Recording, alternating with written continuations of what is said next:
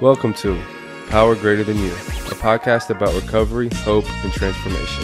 Hosted by JD and Sean, we dive into life-changing stories, spiritual growth, and the journey beyond addiction, because the power to change is greater than you. What is going on, everybody? Welcome back to another episode of Power Greater Than You. My name is Sean Mobley. Hey, I'm JD.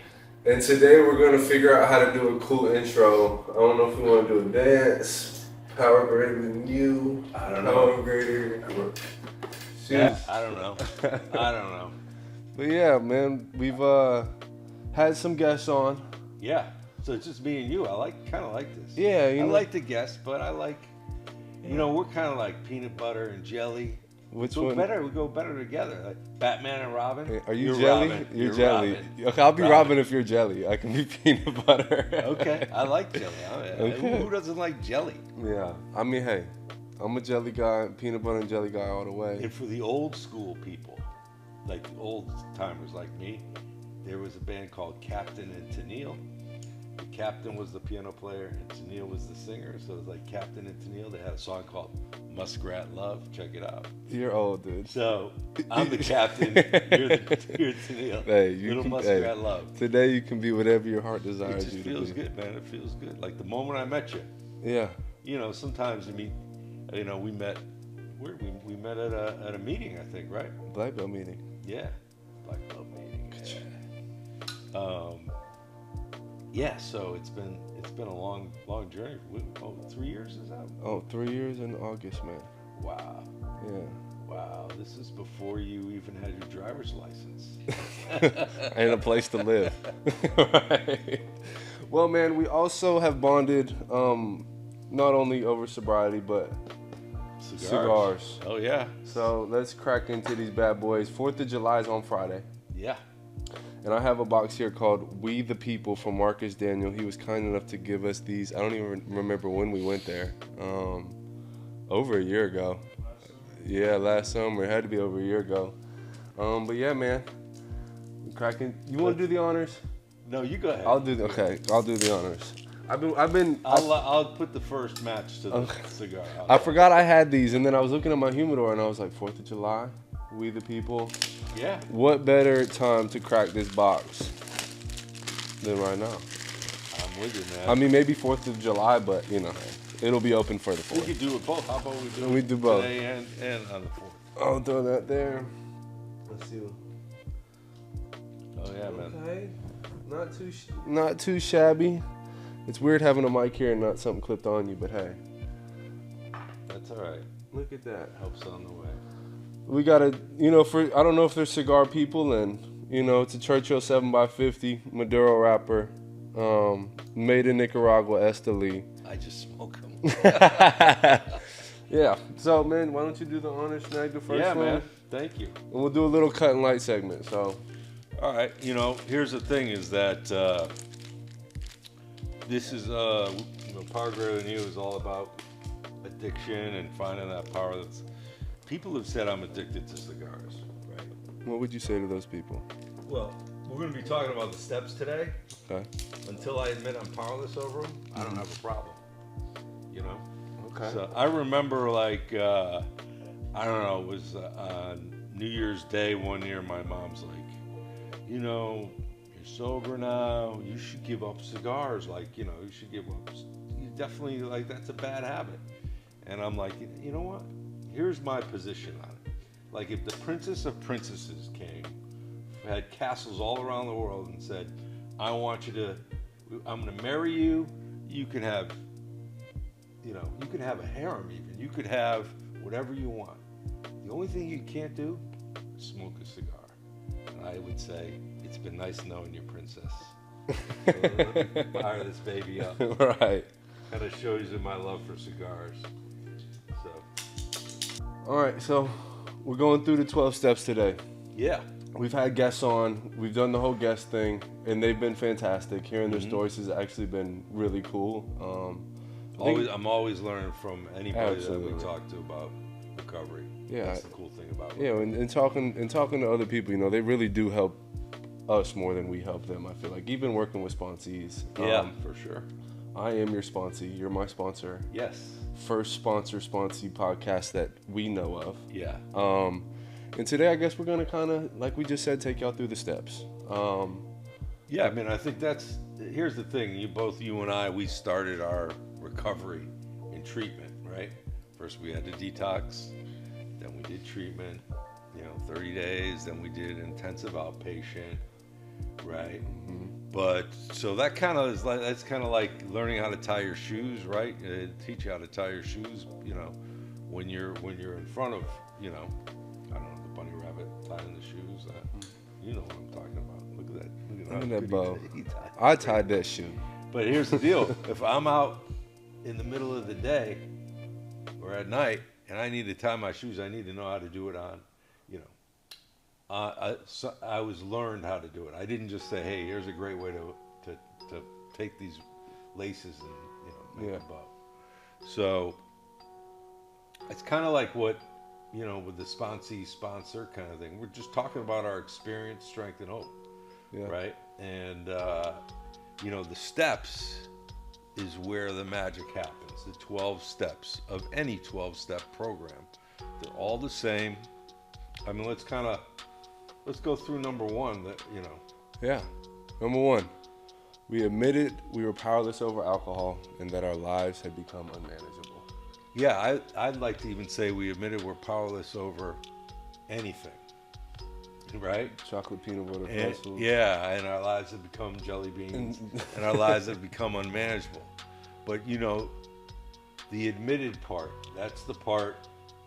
I remember I was literally the first night they're like, they had the 12 steps on the wall. I'm thinking I gotta actually, confess that I'm powerless over drugs and alcohol, which was like, I didn't want to say it because I had no solution, and this is what I do, man. Yeah. I just want to kind of maybe, get these drugs and these pharmaceuticals and this alcohol out of me, and then I'll figure it out. But for some reason, I said to one guy, one guy working there at midnight, he's like, I gotta leave. I'm like, well, can I sit down? This is a special time for me and you. I never said this to anybody.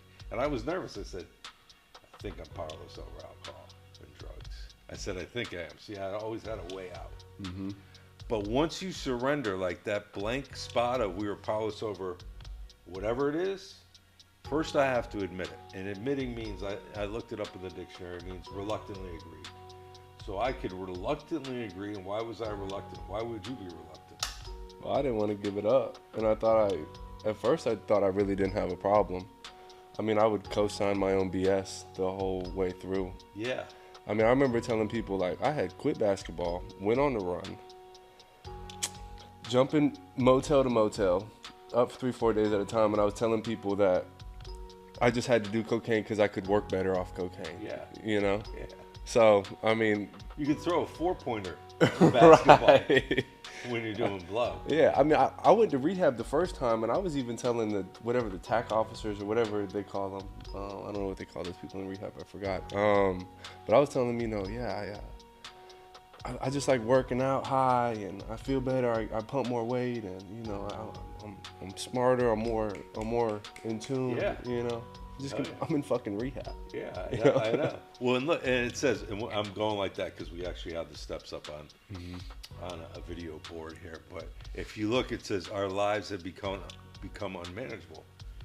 But if I ask you that question in the moment, you're like, no, this is the greatest life of all time. My life is not unmanageable. Yeah. Right? And you're in rehab even doing that. So, the thing is, once, the principle behind step one is honesty, right? Mm-hmm. Each step has a principle. And number one, that's a good one because the honesty I need to have with myself. Like, I even remember, I was 3-4 years sober, and it was like January 4th, 2020, actually, right before COVID. And I'm sitting on the back porch of Yana, which is a clubhouse, and talking with my sponsor. And I just got back from Connecticut, and gambling was one of my problems, is one of my problems. But I never told my sponsor that because I want to go to the Hard Rock. There's a Hard Rock right down the street here. It's like, you know, I'm sober, so I need to have some vices. So gambling's one of them. Even though I lost everything, my whole life savings. I don't even have a 401k. I have a 101k. Like, just, you know, it makes no sense. But the reason why I didn't tell him I had a gambling problem, because I did not want to admit it, and I didn't, even though I kind of knew I had a problem. So, long story short, it's my daughter's born on the 22nd of December, but she's actually, her birth certificate says the 21st. You want to know why? Why? Because when I was, you know, a drunken maniac, probably on Adderall at that time, I had this idea. My daughter was born at 12:01 on December 23rd, and I said to the nurses, I don't know why, after 24 hours of labor, my poor wife went through. I'm like, hey, could you change it to 11:59 and 59 seconds to December 21st so it's farther away from Christmas? Yeah, it sounds stupid, but that's, I mean, those are the creative, you know, drug-induced ideas that I think are just fabulous. Right. And I guess the signs, I don't know what they are astrologically, but they're two different signs. So it's good. I bring it up to my daughter all the time. Anyways, she asked me, Dad, could you get me a hotel room at Mohegan Sun for my birthday? Because I used to be a high roller. Now I am a low roller. Totally a low roller. But when I called them, they're like, hell yeah, he's back. We're going to get more of what we want, is money. And so I had to be there. And she was like 25 minutes late with her girlfriends. And I had like $800 for the rest of my trip. I was up in Connecticut. And I'm like, okay, I know what to do. I got 20 minutes. And I took the whole 800 and slammed it down the slot machines and lost everything. Mm-hmm. Like, and the unmanageable part is, I'm thinking, what gifts could I return to get a little more money? Like, maybe I could just I had the receipts, I could get, that's how insane I was, right? So back to the porch, so I'm telling my sponsor, I'm like, hey, it's New Year's. Here is my New Year's resolution. I am not going to go to a casino for a year. I'm not going to gamble. This is a little bit of a problem. And he said to me, why would you do that? I said, well, because I've been downplaying it, man. I lost everything. And I lost again just weeks ago. And he said, what's the hardest thing you ever had to give up? And I'm like, drugs and alcohol. He said, well, how did you do it? I said, one day at a time. He said, so, and this was like the aha moment. I'm literally getting chills right now. He's like, why don't you do it one day at a time? Why don't you take the 12 steps of recovery, number one, and say, I am powerless over gambling and my life has become unmanageable. And that is the truth. And it was like he was the Einstein of addiction. And even though I was helping you and everybody else, like, I just couldn't see that I could actually work these steps for anything. And so I did it one day at a time. Years and years and years have gone by. What up, man? You know, I have gambled since, but I did tell my sponsor I was going to. So, but you know, that's the thing. You have to have conversations with you. But gambling is not good for my addiction. It takes me outside of myself. That's the whole thing. It's step one, right? Yeah. Right? You want to get out of yourself? Bang a line out. Slam some shots. Yeah, I mean, when you were speaking about the gambling and the unmanageability part, you know, for me, it reminded me of when, you know, how powerless I am over that first drink. Like, you know, I'm doing good. Oh, maybe I can have one. You know, I'll just have one, maybe two, you know. Take that first one, and I don't know when I'm going to sleep or where I'm going, you know. Yeah. I mean, 3-4 days later, I'm in a different city in a motel room, and I have no idea what's going on. Dude, you told me a story last week. I never heard about this. How you would buy the bar stools at the bar. Oh, yeah.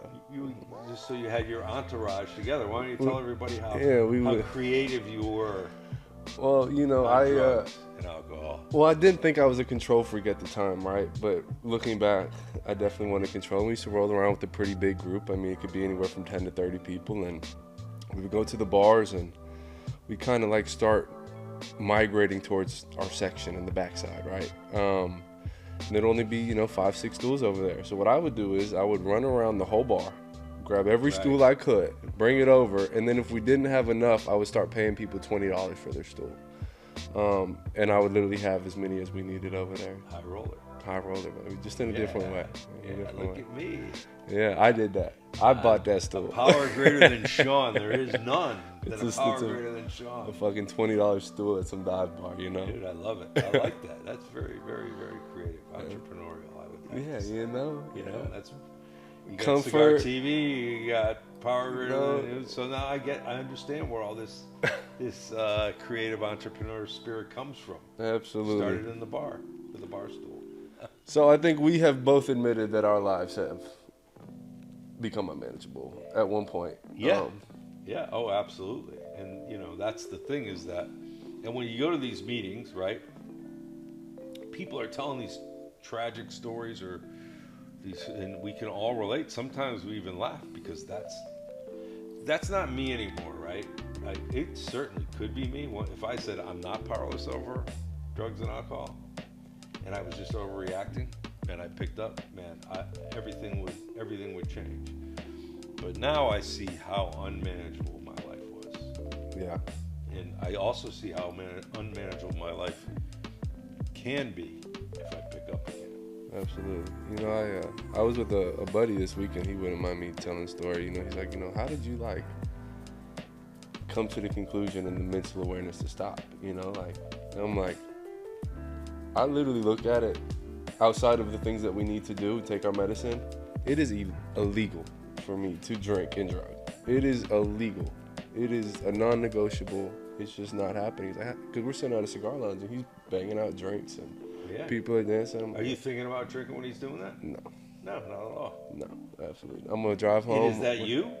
To not think of? No, it's this power greater than you that's protecting you. So I think that's a good segue into step 2. Yeah. Which is we came to believe that a power greater than ourselves could restore us to sanity. Power greater than you. Yeah.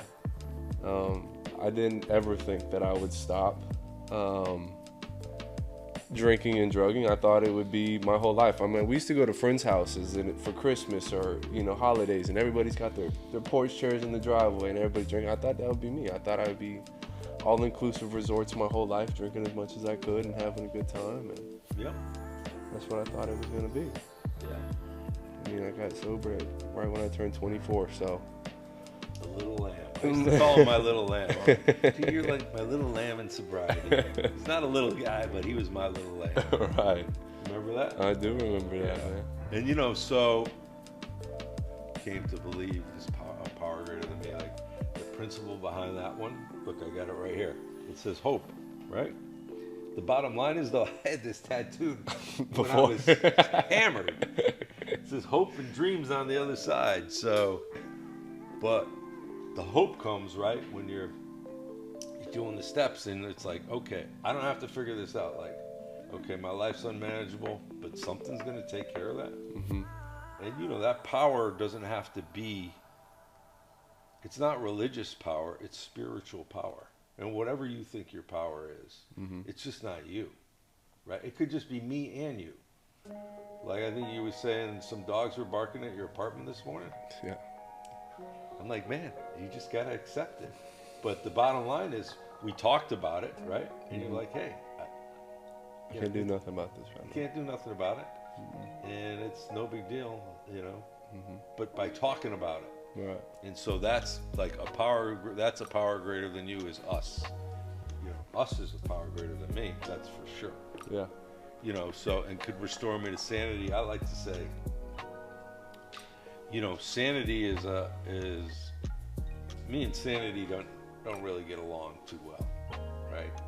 But clarity, like I can understand, like I can certainly behave like I'm drinking and drugging without picking up a drink or a drug. Yeah.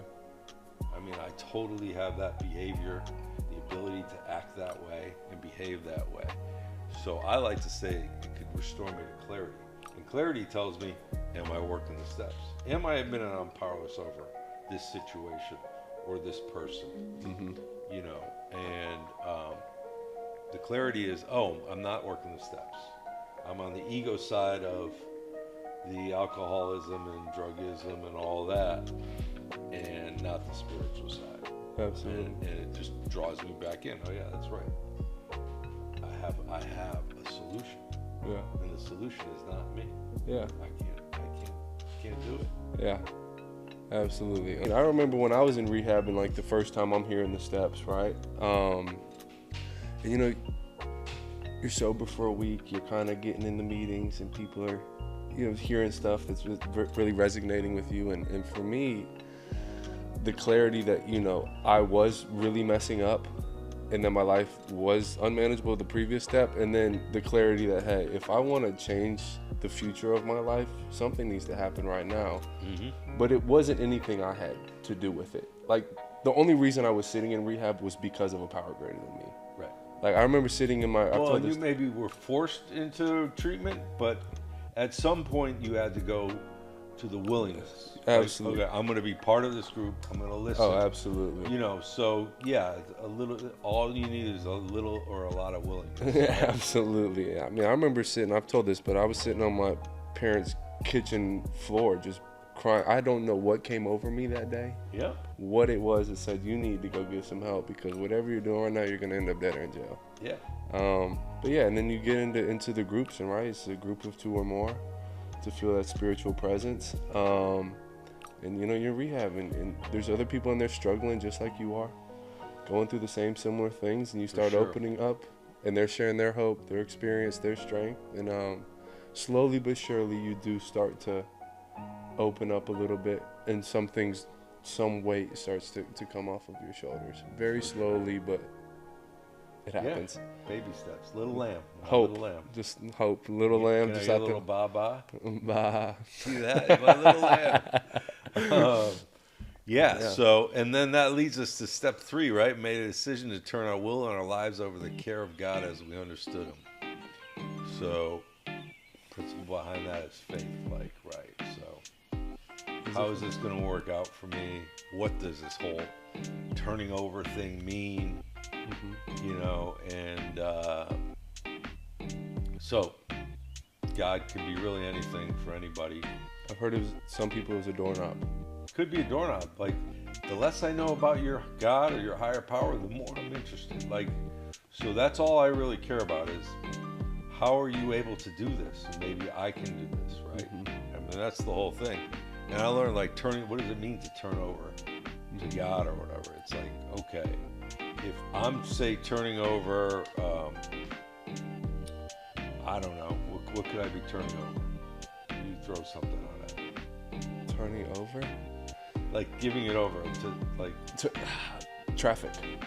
All right, so there we go. That's a good one.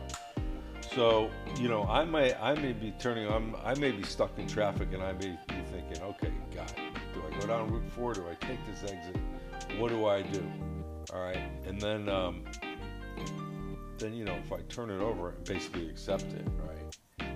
You know, the options are not just those limited options. It's like, okay, I don't know why I'm thinking about this, but I'm going to pull off the exit right now, and there's a brand new restaurant. It has my favorite type of cheeseburger, and this is amazing. And like, if I'm result oriented, if I'm sitting in traffic going, I need to be there in an hour, I don't care, guys. As long as I'm there in an hour, we're good. Mm-hmm.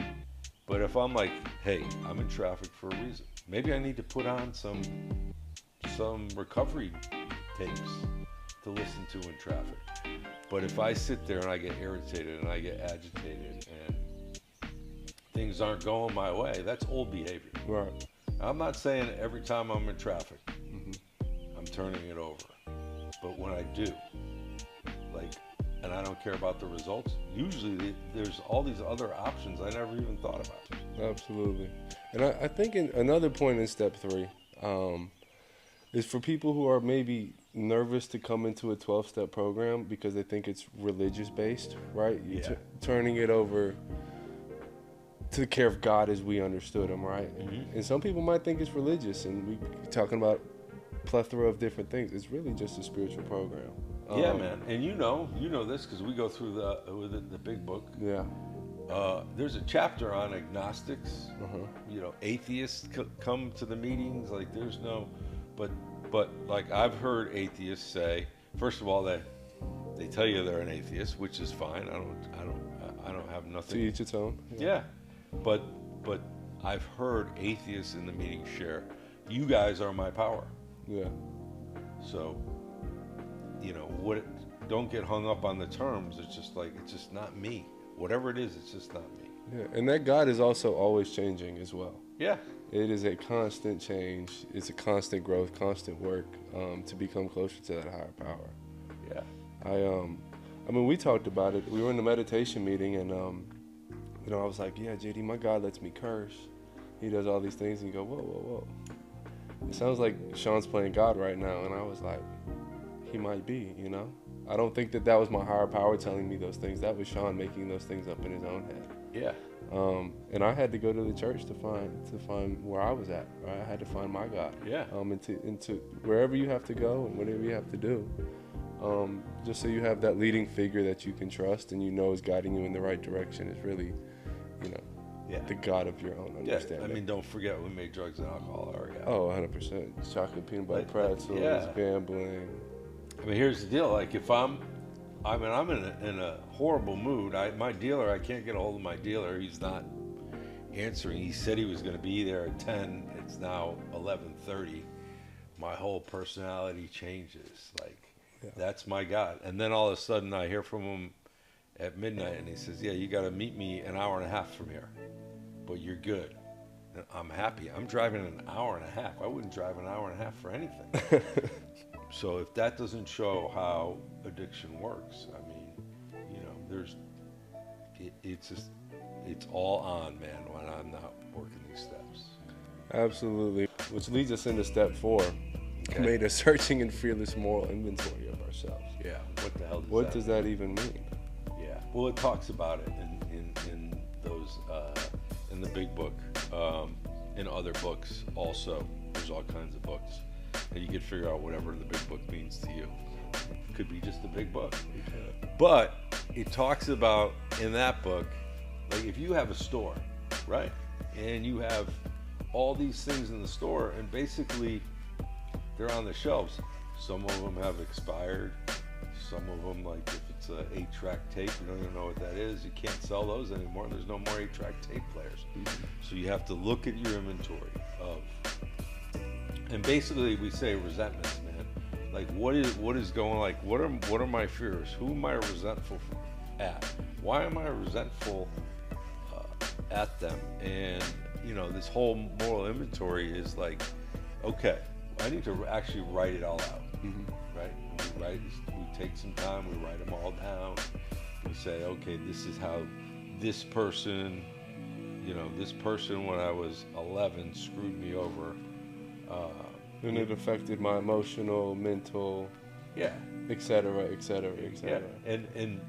And then at the end we say, what's my part of it is I was 11 and I'm still thinking about that guy. Yeah. Let him rent space in my head. Yeah.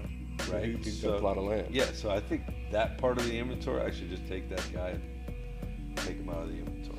Yeah, absolutely. And for me, when we first started doing the steps, I was I don't know if there's a term for this, but I was do the first 3, and when it was time to do work for step 4, I went ghost. I think I had probably 2. Dude, it's homework, man. I'm like, are you kidding me? I hate homework. I was a 4-step runner. I don't know what the term is. But when it came time to really sit down and look at myself, I didn't want to do the work. Mm-hmm. And I caught myself in early sobriety kind of in mud, if that makes sense. Yeah. Because I didn't, want to look at myself. But 2, I didn't, how do I word this? Kind of drawing a blank. Well, it's probably like, how is this going to help me stay sober? What do you mean? I got to write this stuff down. I got to talk about, why my fears, every time the police go by because I got pulled out. Like, you're doing all these in the IRS, whatever it is. Like, how is this going to help? Yeah, I think I was also scared of finally releasing some things and getting some things out. Yep. now Sean has, I don't know, not any really reason to hold on. I was maybe still holding on to old self. You know, I was nervous to kind of let that go because I knew I was going to have to talk about things I didn't want to talk about. Yeah. And there it is. You read it, fearless, right? Right. So, like you said, you were apprehensive. You didn't really want to look at it. So that's why it's right there, fearless. You know. Mm-hmm. And you become fearless when you got a sponsor. I have a sponsor, and you know, I'm talking to him about it, and so I get confused. What do you mean, write this down? And then it kind of shows me what to do. Here's how I did it. Mm-hmm. And so you start writing the stuff down, and you know, I remember kind of some of the things you wrote down, right? Yeah. And then we go right to like the fifth step, which is, you know, so then we sit down and we look at that. We look at what you wrote down. Yeah. Right? They looked at what Tom looked at what, you know, I wrote down. Mm-hmm. And at that point, you know, every single one of the things I wrote down, whatever they were, was there alcohol involved? Was there drugs involved? Like, are there patterns? And most of the time it was yes. Yeah. You know, right? 100%. So, and there's a part that I have in it. Yeah. Whether it's keeping this 11-year-old wrong alive or whatever. You know, because I would never, even when I was drinking, I was, and I believe this, like I was never resentful. Like, I never was an angry drunk. I was like kind of happy-go-lucky. But like, here's how resentments work. Like, a guy would walk into the bar. I'm like, that mother, he owes me $50. You know, I don't even know his name, and it was from 20 years ago. Yeah. And I don't even know why I loaned him the 50. Maybe I didn't loan it to him. Maybe I was paying him back. Mm-hmm. But a guy walks in the bar, and all of a sudden I get agitated. I mean, I could be just talking to you, or they didn't even have to owe me $50. They just had to look weird. You know what I mean? Exactly. Yeah. So you know. So once we get all that out, as you know, yeah, we're talking about it. Like step 5 is admit it to God, to ourselves, and another human being. Yeah. The nature of our walk. Exact nature of our walk. Yeah. Exactly. Yes. A little honesty in there. Yeah. And then it felt like, whoa, okay, it's gone. Yeah, absolutely. It's not gone. It kind of it slowly evaporates. Yeah. Right. All this stuff slowly. Resentments. I wish I could say I have it. That's just not true. Yeah, I mean, I used to stuff so much stuff all my feelings and emotions. When I was drinking and drugging, for me, I never really looked at myself. I was like, they were doing me wrong. They did this, they did that. And I think the most beautiful thing about the 12-step program and being sober, but it's also the biggest curse, is that I now know that no matter what anybody says or anybody does to me, that I am in control of how I react. Which is crazy, right? Because we're talking about the traffic. Yeah. We're talking about things at work. We're talking about family life. No matter what anybody says, what anybody does, they can literally punch me in the face, right? That might be a problem, right? But I have the ability to control my reaction instead of constantly being that guy that's always pointing the finger. Yeah, well, in control, I don't like that word. That's okay. What do you want to change it to? Well, you know, I'm glad you used the word control, but control is an illusion.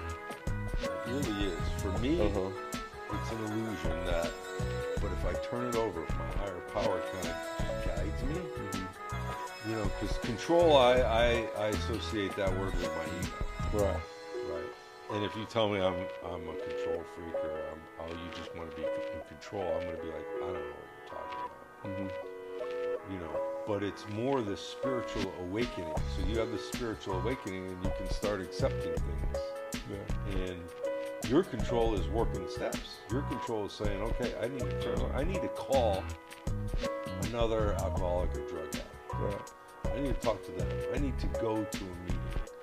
Like that's, and then all the answers to the test are there at the meetings. They're all in the steps. Absolutely. And pray too. Gotta do a little bit of praying in there. A lot of bit of praying.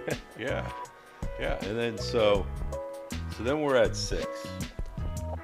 Where we were entirely ready to have God remove all these defects of character. Yeah. I'm not sure I know what that means either. But I'm not sure either. Here's what I think. Here's my interpretation. Is like, so I got all these things that like I have envy, I have gluttony, I have sloth. Like these are all my characteristics. I'm so selfish that I would tell you I'm not selfish. I'm not selfish. Boy, is that wrong? Boy, am I wrong there. And so, what I like about step 6 is it's reminding me that I can't just say, I'm not going to be selfish today. It's impossible. I can say, God, can you give me a hand? God's not like a DJ. He doesn't do requests. The fact that I'm going to something besides myself to make me, I mean, you're 27, 26, still a little lamb. Yeah. You know, I'm going to be 62 in another month, right? And you would think that I've worked this stuff out, but it just keeps coming back, and it keeps coming back, and that's okay, because then I can just go, okay, it's, you know, we read that book, Drop the Rock. Shout out for Drop the Rock. Yeah. It's all these character defects we kind of use to our advantage lots of times, right? Because, you know, alcoholics, drug addicts, we're manipulative, right? We'll pretend like we're not, but we'll get what we want when we want it. Yeah. You know, so looking at these and having God remove them, all these defects of character, is just another act of prayer and reminding myself that I'm no longer in control. I'm no longer in charge. Yeah. You know, I don't know. Do you have anything else about it? Well, give me a couple of your character defects. Oh man, the real ones. Not give me like. No, definitely envy. I can be selfish. There's some lust in there. All right, let's talk about something. What do you envy? What are you envious about? Other people's materialistic things, which is probably a character defect in itself. Materialism. Well, I mean, listen. What I learned, and what I think you learned too, is like everything I need, I already have. Right. I don't need that Rolex.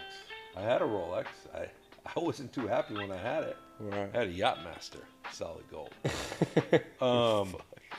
You know, but these things don't make me happy. Right. When I go inside and I'm working the steps and I'm powerless. I got this higher power. God direct me. There's a flow there. And so envy, that's a good place for your ego to hang out. Right? You know, you're watching the NBA championships and you're like, I'm as good as that guy.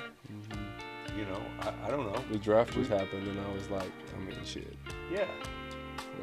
But look, you're alive right now. You could have been drafted to the NBA playing for one of these teams, and then we'd be reading about you overdosing. Yeah. So, you know, you hear this thing, God's got bigger plans for you, but that's what it is. Looking at it, it sounds tragic. Yeah. Right? I should be there. I should be drafted. You were. I mean, NBA teams were, you know, courting you or whatever you want to call it, and but you know, there's a reason why you're here sitting in this chair right now. Absolutely, I believe that. You know? Yeah, I believe I had to go through what I had to go through to be here right now. And I'm glad it was in a different way. Yeah. But yeah, to speak on the earlier fact, you know, I don't know where in my life I picked up the ideology that I would go through things, I would work on them, figure it out, and then I wouldn't have to deal with them anymore. I don't know where that came up in my life, that I would be able to figure things out and they would just be smooth sailing from that point on. Because you figured them out. You're so smart, JD. You are just such a wise gentleman. Yeah. Well, 7. Yeah. Humbly asked him to remove our shortcomings. Yeah, so these two kind of coexist, yeah. Coexist, right? But it's not like, it's like, God, here it is. You watch the NBA draft, you know, this year, was it last week, right? Yeah, last week. And so now you've had a whole year of working on envy. And next year, 2026, you're watching the NBA draft And you're like, God, I went to you. I asked you to remove this, and I still wish I was up there getting that phone call and doing all these things. And I'm in self-pity mode. It's all about myself. Why? Why are you doing this to me again? When I'm working the program, man, this is not fair. And so that's why this humbly asks him is that I understand that envy is going to be a part of my life. It becomes less of a part of my life when I'm humbly asking God to do it and having a conversation. Like, I have conversations with God, not all the time, not every day, but when I do, things are different. Yeah, absolutely. I mean, starting out, my prayers, and when I was talking to God, some of it was short. It was very short. It wasn't intentional. It was, just help me out this one. Help me out. Just hook me up. You know what I'm saying? Get rid of this real quick. I'm struggling right now. Just let it breeze by, and I'll be okay tomorrow. And so you heard in the rooms, right? It's like God, the universe, my Creator. Thank you for keeping me sober tonight. To wake up in the morning, God, the universe, my Creator, please keep me sober. That's it. That's a prayer. That's talking to God, right? As opposed to getting up going, oh my, I got all these things going on, and then eventually getting maybe to my higher power. Yeah. But it's not natural for me to go to my higher power. Absolutely not. Yeah. But the more I do it, the easier it is. Progress, not perfection. Boom. Boom. Amen. Yeah. Step 8. Step 8, made a list of all persons we've harmed and became willing to make amends to them all. So, more work. Gotta write it down. Do some work. Yeah. And a lot of times, guys, and I don't know if I can't remember you, but like the amends, I harm myself the most, right? But that's really not how to look at things, right? Because addiction doesn't do consequences. So all these people you harmed, by the time I get to step 8, I'm starting to understand I'm not that guy anymore. Yeah, and by the time you get to step 8, I think it's cool how we've been breaking down, like the principle behind each step, because it kind of builds up and teaches you a little bit about each to finally lead you here to this place where you have to reach out to others. Yeah. And I don't know the principle of that one. Step 8? Yeah, do you? I don't know. I feel like there's a little bit of grace and humility in there. For sure. But so DM us if you know what the principle behind step 8 is. Yeah. I would like to know. Yeah, I think I have a whole list of them, but yeah, absolutely. We made this list of all persons we had harmed. So I remember when we went through it. It was everything from family to bloodline to friends to relationships to teammates to even financial amends. Yep. It was a whole thing. Sexual, right? Mm-hmm. And became willing to make amends to them all. It says became willing to make amends to them all. That doesn't mean you have to go make amends to them all. There were some people where this is definitely where our sponsor is really involved in this one. Yes. Right. Because and you sponsor guys, you're like, okay, let's put it down, and then we'll look at it together and we'll see what amends look like. Mm-hmm. But making an amends to your old girlfriend from high school, right? That's you taking it's ego and you just want to talk to her. Because it says in 9 it says would injure them or others, right? Absolutely. They've already forgotten about you. Yeah, and you also, I know you've worked with a couple people making amends to people that aren't here anymore as well. There's ways to do everything. Yeah, man, it's a beautiful thing to do, because people are like, oh well, I have to make amends to these people, and I couldn't imagine being addiction and something happened to one of my parents or my brother, and I wasn't there, mentally because I was on the drugs and alcohol. I couldn't imagine, right? But there is a way for people to do so and free themselves of that. And the thing is, now you can imagine, because now you're sober. So if you're someone who lost somebody and you're in this step, the bottom line is now you're sober, so now you can address it. You don't have to push it down with drugs and alcohol. You don't have to numb out, right? So, some of the things I've had guys write letters and, read them out loud. you know, at a special place, either by a graveside or whatever, and it makes a difference. It makes a big difference. And so, yeah, and the other thing is too, like making direct amends. Like I remember my sponsor being like, "Hey, you know, did you ever steal anything from your parents?" Like, I'm like, "No, man, I wasn't that kind of drug addict, like alcoholic. I never like stole their jewelry or their money." And he said, "Let's think about this. Didn't you steal their peace? Like, aren't they laying in bed at night going, where is my son? Why is he behaving this way?" So, again, my sponsor had to point that out to me. So, yeah, I was stealing their peace. Yeah.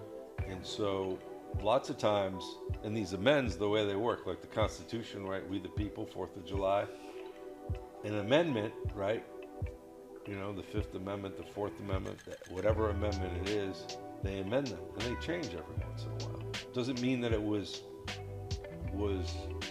incorrect before, it's just changing into a better way, right? So lots of these amends, you know, and the amends is for you and for me. It's not really for them. Right. I mean, we feel like, oh, we have to, but when we do, most of the people we thought that were either against us or would never forgive us, they might. Some might not. Right. And that's okay too. Absolutely. You know, and so, yeah, that's a process, and that's something that doesn't. It's not like, oh, I'm doing step 9 and then I can go to step 10. No, you can make one amends. Some amends you want to make face to face, so you might not see that person until Christmas or whatever, or whenever you see them. Yeah. You know, so I mean, I have an amends I have to this guy. He's in Clearwater, and I used to go to Lightning games, and you know, I had the passes, the Lightning passes, and you know, just party, and with this guy in particular. And we slammed shots one night. I'm like, "Hey man, you're either with me or you against me. Do another one, do another one, do another one." And then like a year later or 2 years later, his name's Gary. I don't even know his last name. So if you're out there, Gary, he was a builder. If I ever see this guy, because 3 years later, when I ran into him, he's like, "Hey man, I just want to let you know that after that night when we were doing shots, I got a DUI." And, you know, it was horrible. And I looked at him because I'm drinking and drugging. I'm like, "You're a big boy. I didn't fucking make you have those shots, right? You know, I don't know if you're putting this on me, but that kind of sucks. But why are you telling me, right?" Now I can see that, you know, I really was a big part of that, you know, but I may never make an amends to that guy. He may be watching this, but if I do ever run into him, you know, because this program, all of a sudden I get things I never had before, like compassion, empathy, understanding for other people. Like, I would love to have an opportunity to say, not to say I'm sorry, but to say, because we've said I'm sorry so many times in our lives, we don't say that when we're making amends. We say things like, "How can I make it right?" You know, I would just let him know that I've been thinking about him and I was not happy with my behavior, and you know, I just want you to understand that I care about you, and that was not a nice thing that I said, and that's it. And I would feel great about that. I still think about a guy, this was 20 years ago, man. But it's good that I think about things. So you may not, there may be amends you'll never be able to make, but if they're in your heart, and if you've written them down and talk with the sponsor and with your higher power, like, it's good. Like, I feel good talking about that. I don't feel shame, like saying, "Oh, I said this to the guy." Yeah, it's your problem, man. You got a DUI. You know, no, I'm not looking at it like that. Yeah. I'm looking at it from the other side of empathy and compassion. Love and tolerance is our code, right? So that's kind of where I am with the amends. Any amends that you want to share that kind of surprised you? Well, one popped up this weekend. Okay, good. And we've been through the 12 steps for a couple of years now. So one popping up now? That's good. Yeah, Awareness. That's the other thing. That's what I was just gonna say. I'm like, the beautiful thing that we're aware now, not of only our own emotions, but we're aware of other people's too, and what's right and wrong. Yeah. I told you I was playing in the basketball tournament this weekend, Yep. and some of my old teammates were there. And I was thinking about this beforehand. I didn't realize how much of like my last year, like of a cancer I was in the locker room, because I was partying, right? I wasn't really there mentally. Yeah. And I probably dragged some teammates out to go party with me. I just wasn't being that leader that I was supposed to be to them and to the team, and I was probably a distraction, you know? Yeah. Nobody knew if I was going to show up to practice or not. Right. And if Sean did show up, is he going to be smelling like liquor or not?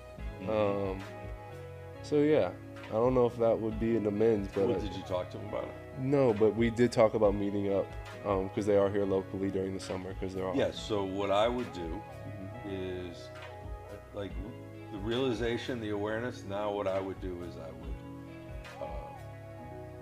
make a specific time to sit. Don't be like, hey, next time I run into you, I don't know if you got their numbers, but I'd be like, hey, why don't you come by the studio here? Right. I want to show you what I'm doing here. We'll smoke a cigar.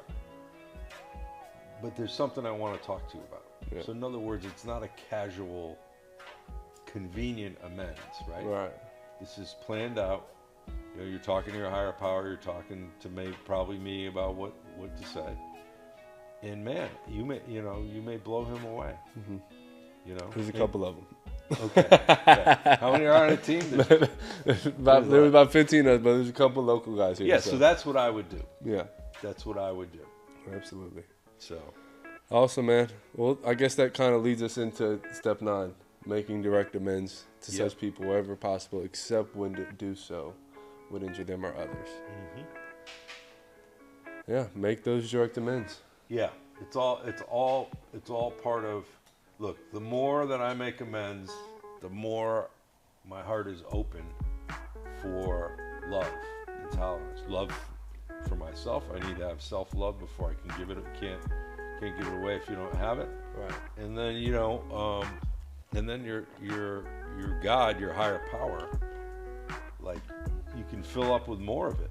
I mean, it's kind of like the scales of sobriety. Like, the less that I have of the amends, the stronger my sobriety gets. And it's a part of it. I don't know why it works, but it worked for me. So that's how we do it around here.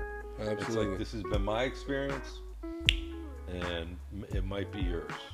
Let's talk about the second part of this.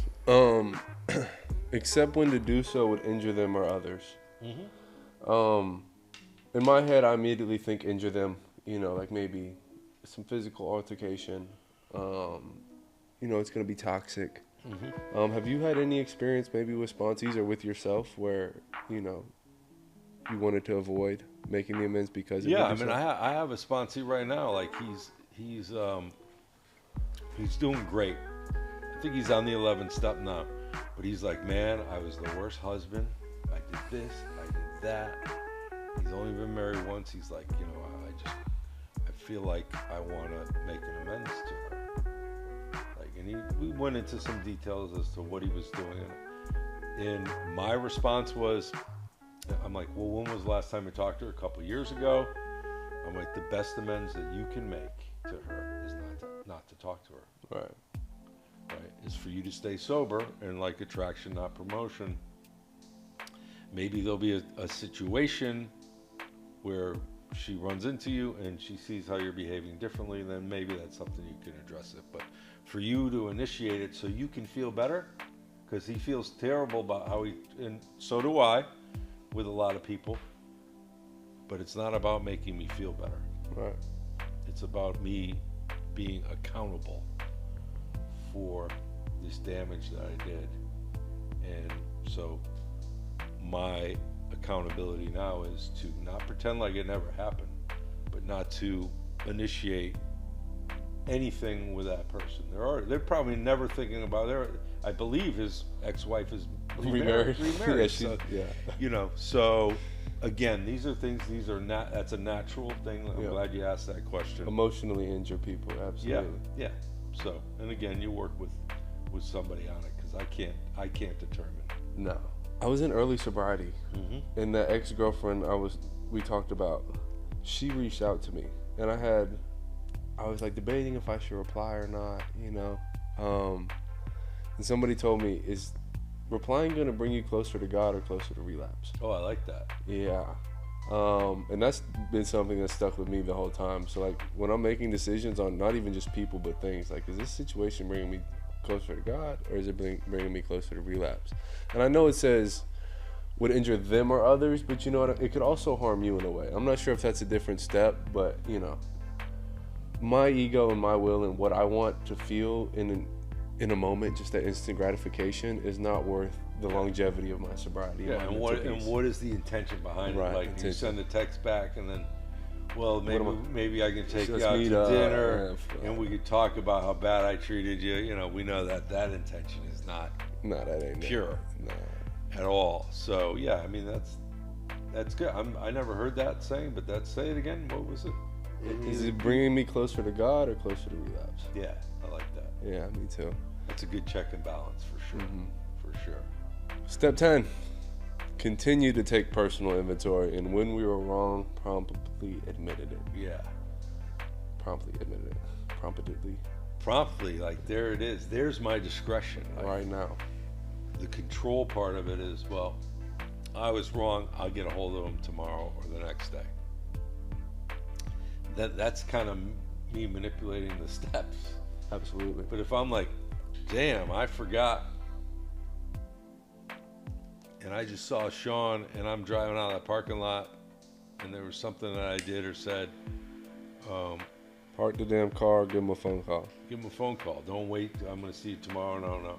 Because here's the deal.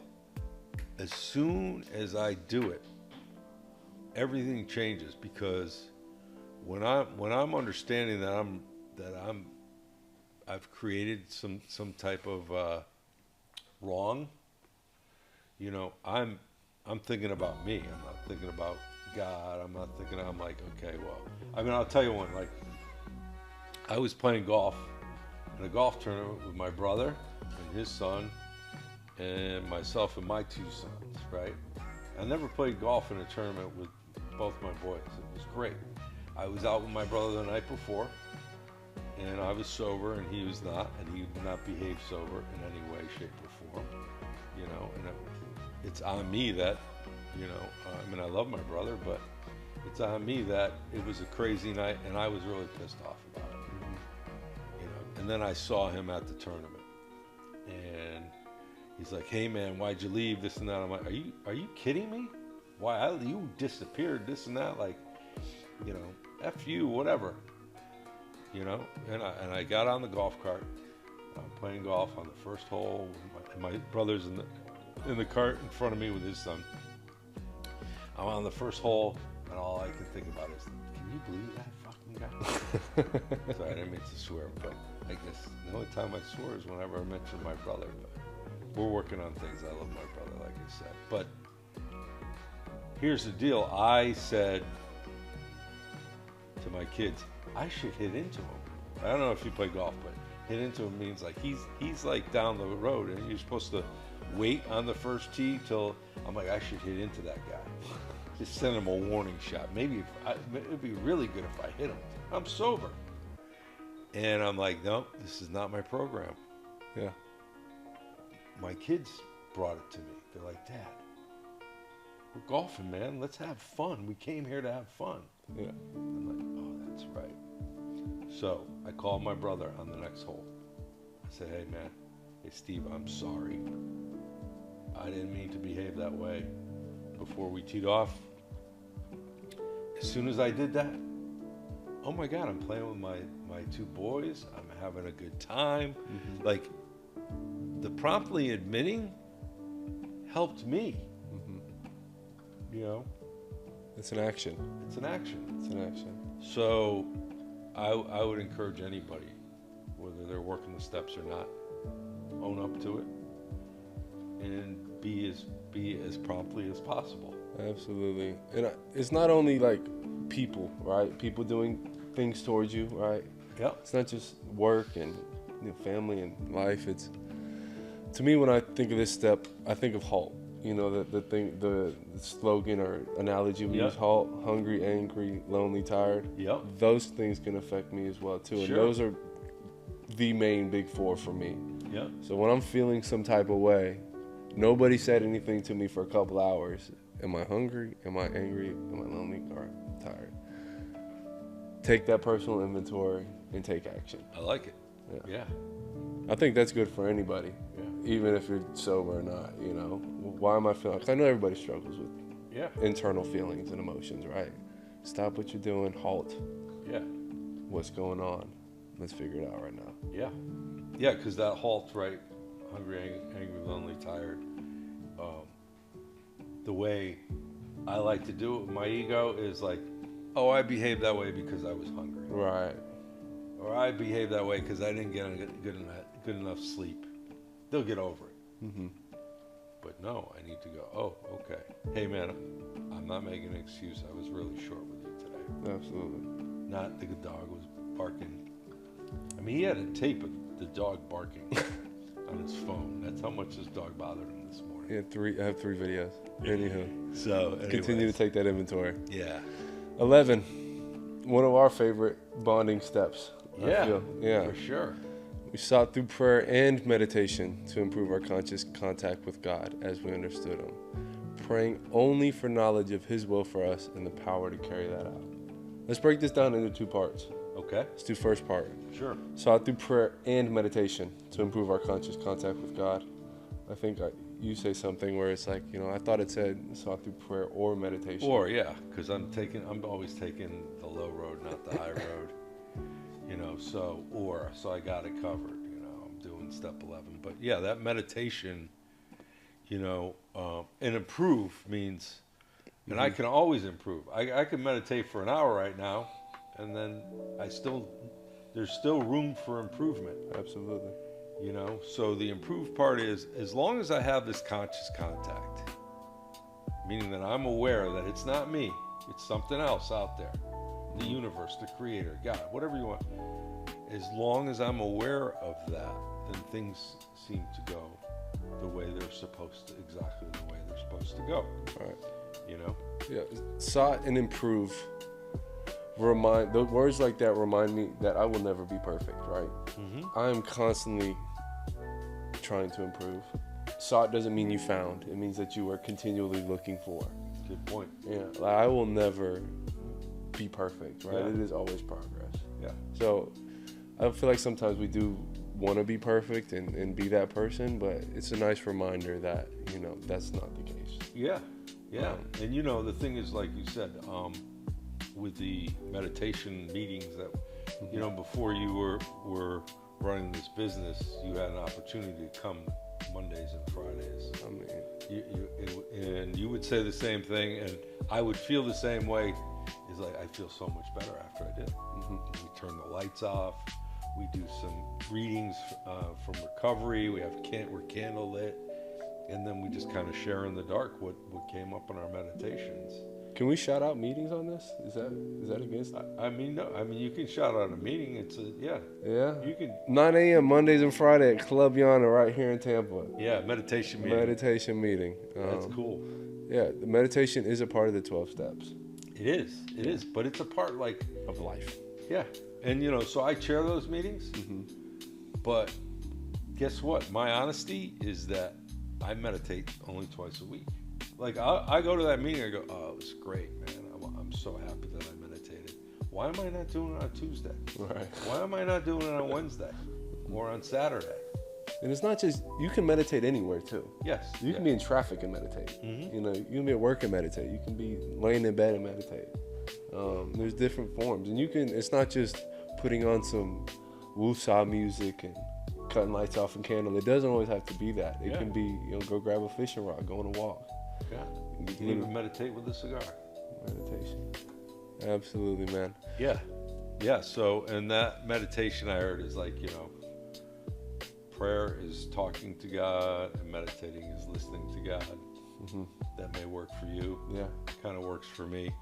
Yeah, and if you want tips on meditation, we did do an episode with Lutz. Yes. Well, she gave us a lot of insight. She's a big yogi. Yeah. She did give some insight on meditation tips. For sure. Absolutely. For sure.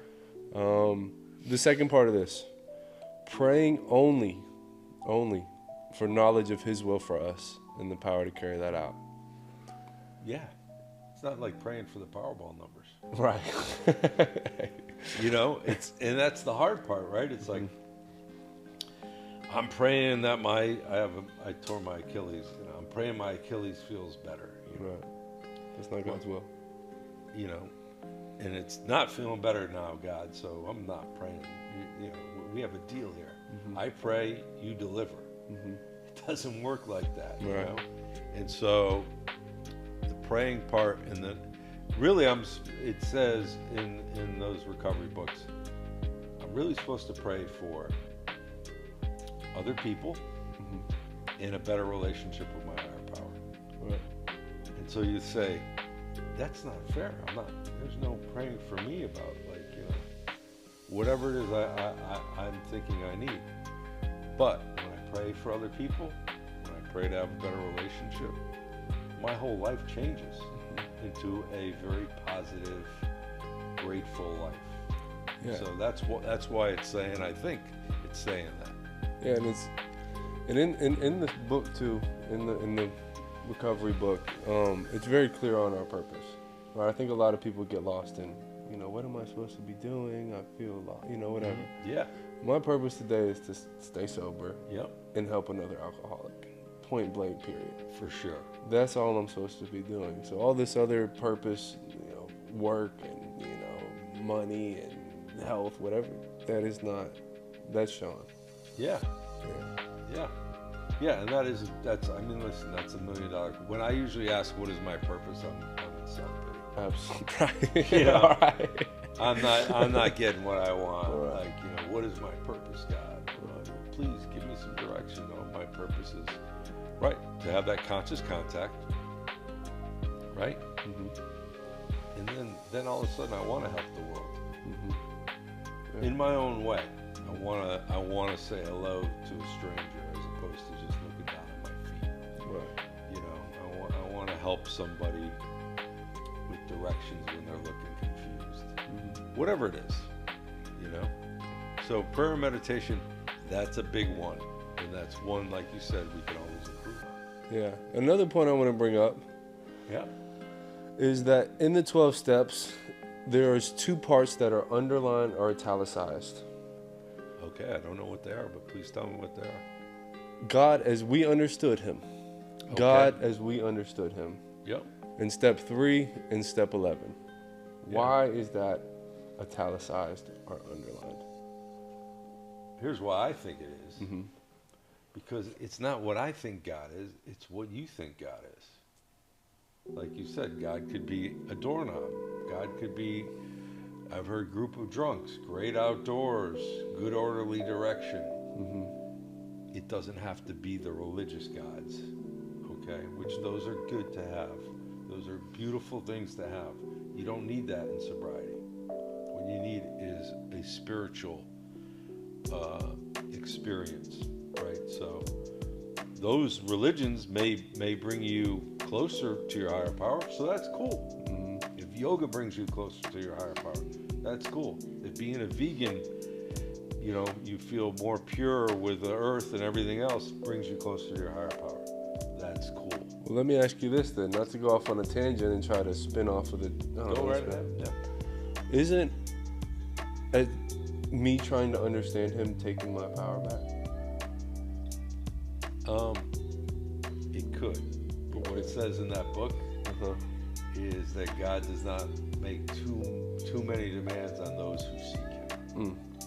So I think if you're seeking God, like I can find God in almost anything. Right. If I'm seeking Him. Right. And I can find God nowhere if I'm seeking that too. Right. So that's the understanding, right? Yeah. The understanding, and my faith ebbs and flows. Mm-hmm. The more I do the steps, the more I can understand what my understanding of God is. Absolutely. So I don't know if that helps. No, it did. I just always wondered, because I would sit there in the meeting and like, why the hell is that underlined? You know what I mean? Because that's important. Because I think those are the two spots where I'm like, oh, you're talking about God, I'm out of here. Right. And they're at the end of the steps, which, you know, they're not the meat and potatoes. You know what I mean? Yeah. It's not a subtle, really, like I said, the agnostic or the atheist, they have just as much God as I do. Right. I know that sounds weird. I like that. But they have just as much God as I do. Right. Because they're saying it's everybody. Yeah. It's this room. Yeah. It's these people. It's these steps. So I try not to get caught up in it as God I understand. And here's the other thing. I don't want to debate with you. Right. What your God is or what it isn't. That's not the reason we're, you know. No. Here's how I debate with you. You're sober today. I'm sober today. We got nothing to talk about. That's what I was gonna just say too. You know, the person who's maybe coming into the rooms and nervous about being around people who have a lot of time. Yeah. Everybody has the same time. We all have the same time, and yeah, it's scary, right? Coming into the rooms. Yeah. Right. You know, an old guy like me comes up to you and starts talking to you. Yeah. You know, I get it. Right. You know. People trying to shake your hands and stuff. You know, I'm like, whoa. Yeah. It's the courage, right? Courage is the fear still there, but you have the courage to do it. And I had to have the courage of the gift of desperation. So listen, if you've never been to an AA meeting or an NA meeting or a 12-step meeting, or you know, there's a GA, there's everything. Yeah, all these meetings. If you've never been to one, go. It's a life program. You know, go and just be an observer. Yeah. You don't have to say you're a drug addict. You don't have to say you're an alcoholic. You can just say guest. I'm a guest. Yeah, absolutely. You know, and then see what happens. Absolutely. But until you do that, right? Green Eggs and Ham, my favorite book of all time. How do I know I don't like green eggs and ham if I never try? Right. So just go to a meeting. It's no big deal. Well, people like yourself sticking your hand out to me and a lot of other people as well, kind of leads us into step 12. Yep. Having had a spiritual awakening as a result of these steps, we tried to carry this message to alcoholics and to practice these principles in all of our affairs. Yeah, and I would say alcoholics / drug addicts / these are the 12 steps for everyone, not just a specific group. Right. Having had a spiritual awakening. Did you have a spiritual awakening after completing the 11 steps? Well, my sponsor says if you read that right, that's the one thing, only the one thing that you get a spiritual awakening, right? Which is big. Basically, it's just a new perspective on life. Right. I don't have to drink. I don't have to drug. I don't even want to drink or drug. It's like I don't. That's a miracle. It's a miracle. So that is not me. Spiritual awakening this is not me running the show. This is not me having willpower of I didn't drink today because I said I wasn't going to drink. I didn't drink today because I'm working a spiritual program. Right. And I got this power greater than myself, which by the way I can throw away in 2 seconds. Yeah. By picking up. I don't even have to pick up, you know. I can just be like, it's all about me. I did when I won the Powerball and I have $300 million and you know, I don't need AA or NA or 12 steps. I got everything. And then boom, my power is me, it's my money, it's me. So when I'm helping somebody else, right, it says, as a result of these steps, right? So I have a different perspective, right? They have a book like a new pair of glasses, right? I'm seeing things differently. I can carry this message, you know, to the people in addiction. And here's the even better part. And practice this in all my affairs. So I can carry and behave this way around my family, around strangers, around pretty much everybody, and that is you know, that is important. And the more I do it, the more spiritual I feel. Absolutely. It's kind of like a paradox there. Yeah. Sponsoring, right? Mhm. Give back what you. What's the saying? You can't keep what you. Well, you don't have. Yeah. Yeah. Got to give it back. I said, you know, when you get something, right, you get that sobriety and you hold on to it so Yeah. tight. Yeah. One, you can't give anything else to. Like, how am I going to give somebody that? But Yeah. then two, how is God going to give me more? Yeah. You know, God can't. My fist is closed. I have nothing else. There's no room for anything else. Yeah. Yeah. So yes, that is, you know, sponsorship. Just doing. I mean, listen, going. And there's. I think we interviewed Reeves, and he goes to jails and institutions to talk about the 12 steps. Like those are all things that are going to keep him sober. Yeah. Like I'm helping somebody, but I'm staying sober. I'm staying clean. Mm-hmm. You know, so it's important. Now, as you're talking more about step 12, I'm going to go on my phone and find the principles of Okay. each step, and I'll run it. We'll run through all of the principles, so you know, Yeah. have them Yeah. all Well, memorized. well, when I'm thinking about sponsorship too, you know, there's a whole nother side of it where you kind of feel like you have to care for somebody, which isn't the case. But you do get sponsees, and I've had a couple that have one that's relapsed, one that's gone ghost, another one that's gone ghost. I'm working with a guy right now. He's in rehab, so he kind of has to, you know, call somebody if he wants to have phone privilege and things like that. But I like the kid. Seems like he's doing good. But not getting too emotionally attached in that way as being a sponsor, right? It's not my fault that one of my sponsees relapsed, right? I shared what my. And if you feel like you're attached or you're responsible for his relapse, you're making yourself the power. Exactly. Yeah. You know, if you could go like this and I would be all right, Yeah. you know, then you'd be a really rich guy. You know, you'd be real rich in everything. Right. So, yeah. It's a work in progress, as like you say. I do have the principles, if you want me to. Let me hear them. All right, so these are the principles. We've already read the steps, but so the principle. I mean, I don't know. You want to read the step too? Or do you, You want me to read the step and we'll run back Yeah. through them? You just read the step, and then I'll tell the Right. principle. So step 1, we admitted we were powerless over alcohol and that our lives had become unmanageable. And again, drugs, anything. Anything. Blank. I will do that from here on All out. right. The principle behind that is honesty. Honesty. Okay. Step 2, came to believe that a power greater than ourselves could restore us to sanity. Principle behind that is hope. Hope. Okay. 3, made a decision to turn our will and our lives over to the care of God as we understood Him. Principle behind that is faith. I think we were spot on so far. We were spot on. Yeah, Okay. I had those 3 down, but then it gets a little bit. 4, made a Murky. searching and fearless moral inventory of ourselves. The principle is courage. For step 4. 5, admitted to God, to ourselves, and to another human being the exact nature of our wrongs. The principle is integrity. 6, we're entirely ready to have God remove all these defects of character. And the principle there is willingness. 7, humbly asked Him to remove our shortcomings. That would be humility. Humility. Yeah. 8, made a list of all persons we had harmed and became willing to make amends to them all.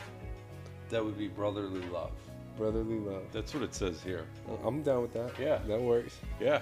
9, made direct amends to such people wherever possible, except when to do so would injure them or others. Discipline. Discipline. Yeah. Right. Close enough. Discipline, okay. Oh, you want to guess the next one?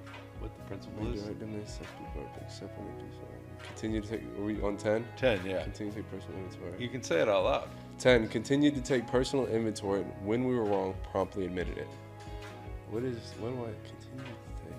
I have no idea. I'll give you a clue. Like doing something over and over Consistency. and over again. Close. Perseverance. Perseverance. Right? Okay. So I'm going to do this every day, and you'll hear people like, I'm doing it. I did it for 5 days. It was great. Then I haven't done it for 2 weeks. Like, so perseverance, commitment. Funny, when we were drinking and people would like tap out and either black out, tap out, or just go to sleep, we would literally wake them up with like video footage in their light, and the caption would be no perseverance. Nice. There you Yeah, go. they See, couldn't- it happened for a reason. I'm Right. telling you. 11, sought through prayer and meditation to improve our conscious contact with God as we understood Him, praying only for knowledge of His will for us and the power to carry that out. That is spirituality. 12, having had a spiritual awakening as the result of these steps, we tried to carry this message to alcoholics or blank and to practice these principles in all our affairs. Yeah, so this is a deep principle. What do you think the principle behind that is? Community? Get very close. Yeah. See? You're so close. Same thing, service. Service. Right? Service. So the principle behind that is service. Like, how can I be of service? Man, that's something I never said before. No, what you have, what could you do for me? Yeah. You know? Yeah, exactly. Transactional lifestyle. Yeah. It was a very shallow lifestyle. Yeah, yeah. Well, man, look at us. What is this, episode 7, 8? 8, I think. 8. Making things happen. Let me rephrase that. We are not making anything happen. We are literally just sharing our experience, strength, and hope. That's it, man. And you know what? If no one watches this, it helped me. Thank you. You helped me today. You helped me today. So that's how this works. It's just like, if it's out there, hopefully somebody will listen when it's their time to. And if it doesn't happen like that, we did our part. Yeah. But absolutely. I need to continue to do my part. Absolutely. And continue to pick up my game. Absolutely. Well, yeah, I mean, if any of you guys are out there struggling, please reach out to us. Find a local clubhouse. Find somebody you know. Yeah, there's apps that tell you where different meetings for different, there's an app for drugs. There's an app for alcohol where they tell you where all the meetings are. Download them. They'll tell you where to go. Absolutely. Literally just type in a helpline online too if it's serious. Yeah. I mean, there's no life worth, everybody's out here is worthy, is loved by God, loved by us. And we're willing to help and do whatever, Yeah. Well, this is it, the 12 steps. Right. This is why I'm sitting here with you. Right. You're sitting here with me. It's crazy. It is. Like, how the hell did we end up here, Thank God somebody figured this out before me. That's right. Shout out Bills. So anyways, I just want to say thanks for the cigar. We should do a cigar every time it's just me. Yeah. I'm down with that. You good with that? I am down with that. Spiritual. The cigar is spiritual. Yeah, to us, as we understood it. Yeah. I always say, if somebody gives me a cigar, because you probably would see me outside of a meeting smoking a cigar. Occasionally people give me cigars. When they do, and I'm smoking it, I'm sending in some positive spiritual vibes their way. Absolutely. So keep the cigars coming, and you'll get that vibe. Absolutely. We appreciate you guys watching Power Greater Than You. If you guys enjoyed this episode, please like, comment, and subscribe. Stay tuned for more episodes on the way. If you're struggling with anything, man, like I said, please reach out. Watch some further episodes. They're all titled with, what kind of the general philosophy was about that episode. We try to cover everything. Yeah. But yeah, let us know what you guys want to hear about recovery, what you're struggling with, and reach out to us, man. We would love to talk about that stuff on here, and don't hold anything out. Your testimony helps people more than you know. Absolutely. We love you guys, and we appreciate you. Love you guys. Love you, Sean. I love you too, buddy. All right. Awesome. Have a good one, y'all. Thank you for tuning into Power Greater Than You. Your support is helping all of us grow closer to a power greater than ourselves. If you or anyone you know is struggling with addiction, don't hesitate to reach out. Help is on the way. Together, we're all getting closer to a power greater than ourselves, one step at a time.